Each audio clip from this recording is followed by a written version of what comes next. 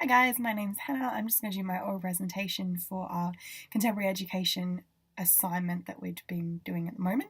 I'm actually at my first day of my job today, that's why I'm doing it via camera. This is all pre-recorded a couple of weeks before, so I'm glad I could actually talk to you guys through here, and if you do have any questions afterwards, Angela's going to give you my email address just to kind of converse about any queries you have. So first of all, I'm just going to start with an overview of my essay question. If I am looking below, I do have some notes here, so don't worry, I'm not just staring into space. So my overview of my essay question, I'm looking at basically, is the digitalization of education through the use of ICT and other technology actually necessary in today's society? So this question will aim to explore if we as teachers really need to utilise the abundance of technology we have so readily available at our fingertips, or if we should stick to the more traditional technology such as the board writing and our physical textbooks, rather than kind of overloading students with use of digital technology such as laptops and stuff like that in their classrooms. So whether or not these devices such as laptops and iPads and also the ICT interactive technology whiteboards will also be determined on their overall effectiveness as well as their acceptance of within classrooms globally, so how they've kind of been received and utilised in global classrooms. So the types of technology discussed will, as I've said, primarily be focused on the idea of BYOD, so bring your own devices such as your laptops and your tablets, and also interactive whiteboards, as these are readily and highly used at the moment. So easy for teachers just to sit at the back of the classroom and kind of screen everything in front of their students. I'll deliberately be omitting devices such as speech-to-text and audible devices, such as these is just a whole abundance of different things that this essay probably doesn't have enough room to go into. So they're also devices which are more commonly used to support students with more specific learning disabilities, and I'm really just looking at the overarching use of technology within a classroom. I'll aim to discuss devices which are used to make the learning process more up-to-date or modernised, so such as those laptops and tablets. This question and response that I will also entail a rundown of how technology in the classroom has changed recently, as teachers and schools attempt to keep up-to-date with the influx of more modern technologies. I will also talk about students as digital natives and what this means and why it's so important in today's society. The final point that I'm going to aim to discuss is the economic standpoint, or the edu-business aspect of bringing technologies into the classroom, again homing in the viewpoint of schools becoming more BYOD, or in some cases BYOD, which is what my school is that I'm working at. So it's bring your own Apple device. They're very specific on the type of devices you're allowed to use in the classroom. And this economical impact of the digitalization of education will be discussed in relation to the parents of students as well as schools in general. So what this causes for parents and also for schools and the effects this has.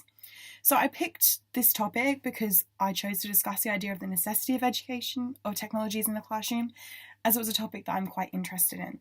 I believe my style of teaching is quite old school, so I like the idea of using textbooks and board writing. Probably because of my prac, I didn't get to use technologies in the classroom, but I'm sure that'll change, as every teacher is going to change in the near future. Moving from this, I am aware, obviously, how digitalised the classroom has become, and I accept that this is inevitable. The way classrooms are moving, utilising more devices every day and less hands-on textbooks, everything's available through e-technology now. I also respect that there is a plethora of information stored at our fingertips, so we should be utilising this and we should be fully taking advantage of this. Rather than having to research through textbooks and go through a whole library, we can just search everything on our computers now. I simply, though, learn better from textbooks, and that's the way I teach, but I'm probably going to change that when I actually start teaching. From this, I was also curious as to what researchers say, so the other people's opinions on why technology is so important and why has it become so important in our classrooms now. Despite the fact I know and understand the way classrooms are moving, I still want to know the effectiveness and necessity of technologies within the classroom. So researchers generally said that it coincides with what I believe with, really. The classroom is undoubtedly moving towards a more technological and ICT-focused approach. However, it does discuss the downsides to this, so obviously health and well-being. While it's inevitable, many factors are negative, including the economical stance, which I'm also going to try and discuss, stating that it's an unnecessary cost that parents should not fall into or not have to feel like they need to kind of give their student. As mentioned, research generally believes that the digitalization of classroom is inevitable. However, it does discuss in ways which we can slow down the implementation or alter the implementation, as ultimately the teacher is in control of what is happening within their classroom. So I'm going to try and take an angle of a very outsider view. I don't really want to become too focused on my own beliefs. I want to discuss purely the facts and evidence and none of my own experience. Initially, I wanted to offer a sort of zipper approach where I showed the positives and the negatives of using ICT in the classroom, but this seemed too much like an argumentative essay and less than a research essay. So now I aim to show the research I've completed through a specific structure, aiming to end the essay with a brief description. This description will be outlined in my conclusion, which I will discuss shortly. So the specific kind of approach, I'm just going to introduce my topic, introduce the stance I'm taking, and also the researchers that I've looked into. I'll then move on to a more general look. So my first paragraph is going to aim to discuss how technology has changed in recent years with the technological boom. So that's with kind of the overabundance use of Apple and Samsung and all of that sort of technology. I'll also discuss the accessibility of ICT in the classroom and how this has changed, leading to a more tech-savvy classroom in general, discussing the recent decision to place interactive whiteboards in almost every school classroom, rather than the more traditional whiteboard. So I'm going to move on then into the discussion of ICT and technology, specifically in classrooms, more focusing on laptops, tablets, and interactive whiteboards, aiming to discuss the positives and negatives of each device.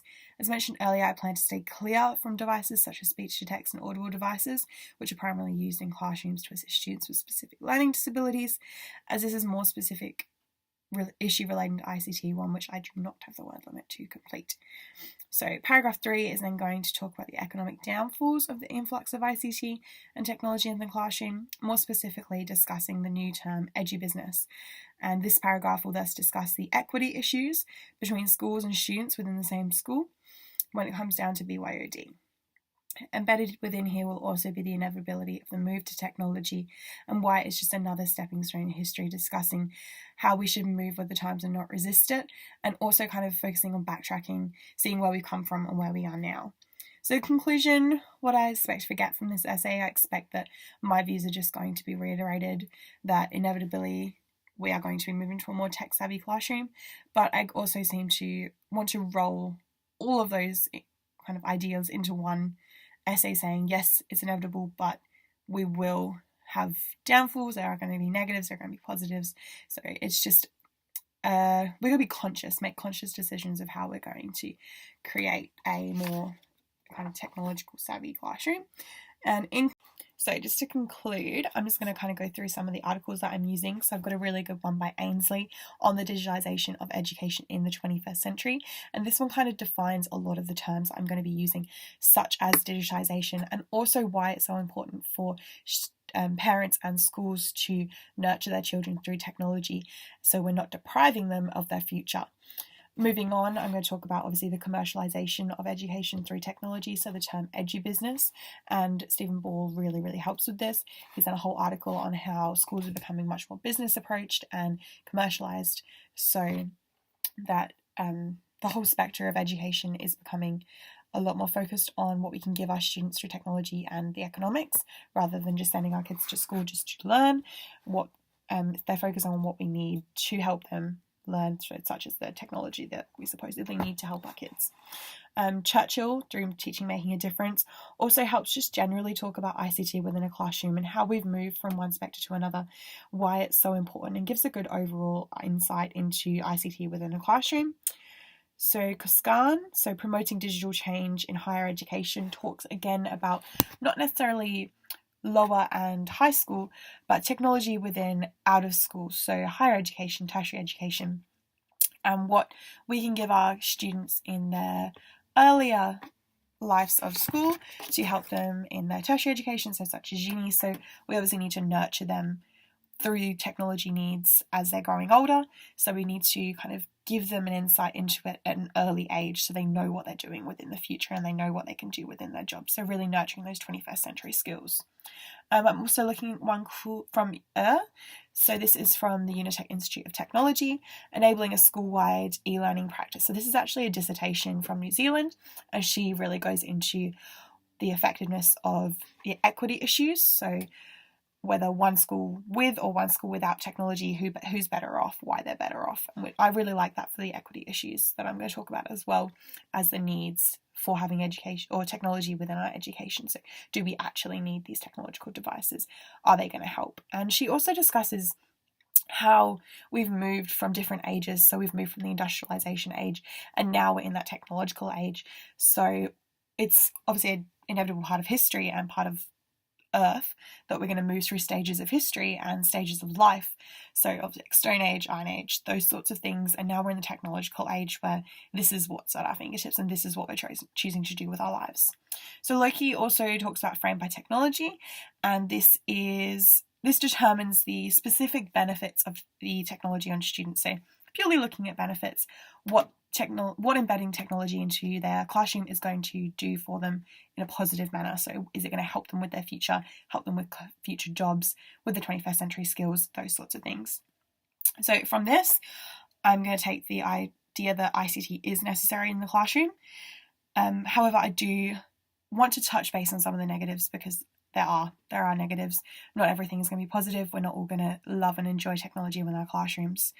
By alternating between these positive and negative viewpoints, my research as well as you guys, so reading my essay, should be able to gauge their own opinion on the topic. So I'm not forcing my opinion on you. I'm not going to force the idea that yes, technology is necessary in every aspect of education. It's not. In some, it's not going to be necessary. So that's pretty much all I have to say. Like I said, Angela will give you my email address if you do have any questions. I know I've spoke really, really fast through this and I've probably spoke for way too much of a long time, but I hope I've given you a good insight into what my essay is going to be about. So I'll give Angela permission to kind of send you some of my list of researchers if you want to see them. But yeah, thank you guys. Hope you have a good day. Bye. I also want to give you a heads up that I have done this all in one shot, just like you guys would be doing. There's no editing. I've only edited one part out where there's a lizard outside the window and I had to look at him. But yeah, that's it. I've just done it in one shot, just like you guys will be doing, just to make things clear for you. Thank you.